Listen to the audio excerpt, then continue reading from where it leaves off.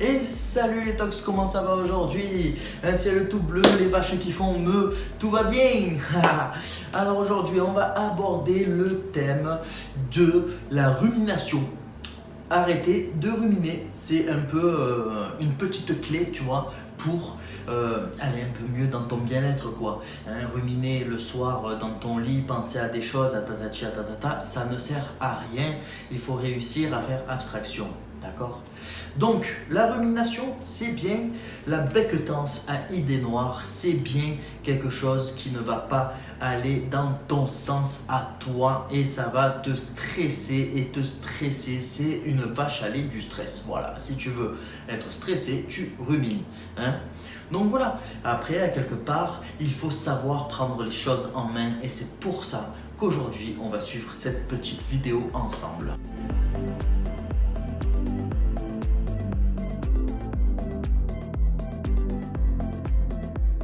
Ruminer, c'est l'indicateur d'un problème bien spécifique et un problème connu dans notre cerveau, d'accord? C'est en fait tout simplement l'effet que vous n'êtes pas du tout actif sur ce problème, que vous êtes complètement passif et que vous subissez. Donc c'est pour ça que je te conseille énormément d'arrêter de ruminer et d'aller chercher la source du problème. Alors s'il te plaît, arrête de pleurer sur le lait renversé et réfléchis un tout petit peu. Donc étape numéro 1 pour ce problème de rumination qui est mondial voire intergalactique, c'est de l'accueillir avec bienveillance. Tu sais, ruminer, ça ne veut pas dire que tu es fou en fait. Ça veut tout simplement dire que tu prends conscience des choses qui vont mal et que donc tu y penses et tu rumines. Lorsque tu vois que tu as une rumination usante, d'accord, commence à prendre rendez-vous avec toi-même, à te poser et à chercher la source du problème. Déjà, rien que de prendre rendez-vous avec toi-même, ça va envoyer un petit message à ton cerveau et ce petit message, il va faire taire toutes les voix qui braillent. Hein? Donc, essaye déjà d'aller vers toi-même et de te prendre en main. Étape 2, essaie de te mettre un pare-feu mental, d'accord? Tu es une armoire à glace. Ok, pourquoi? Parce que ça va te prendre du recul, ça va te faire prendre un petit peu de recul, d'accord? C'est pas une solution, hein? C'est plutôt un accompagnement vers l'obtention de ta solution, tout simplement. Étape 3, il faut que tu identifies tes émotions. Identifier ces émotions, c'est comme trouver le problème, d'accord? Pourquoi tu agis comme ça?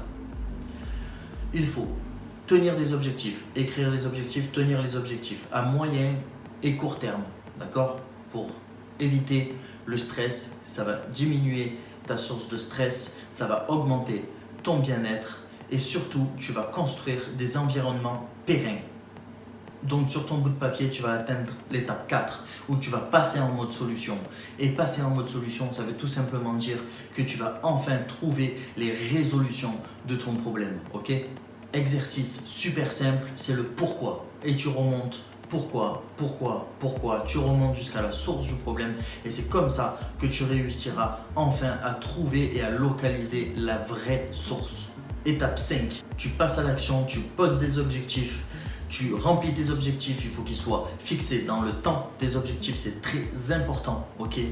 Parce que ruminer, tant que le problème ne sera pas réglé, ta rumination sera toujours là, ok? Donc l'idée, c'est de poser ces problèmes. Une fois que tu as posé tes problèmes avec ton propre rendez-vous, tu poses tes objectifs. Une fois que tu as posé tes objectifs, tu fais des actions. Une fois que tu as posé tes actions, tu déchires tout. Tu règles ton problème, tu es le meilleur du monde. Ton bien-être, il fait comme ça, ton karma, il fait comme ça, et ton stress, il fait au revoir. Sur cette belle fin, mon cher ami, je te souhaite une très belle journée. Je te souhaite que de la non-rumination, ok? N'hésite surtout pas à cliquer sur like, n'hésite surtout pas à t'abonner à la chaîne. S'il te plaît, jette un œil sur mes réseaux sociaux, ça me fera super plaisir. Allez, moi je te dis à très bientôt et à ciao, ciao, ciao!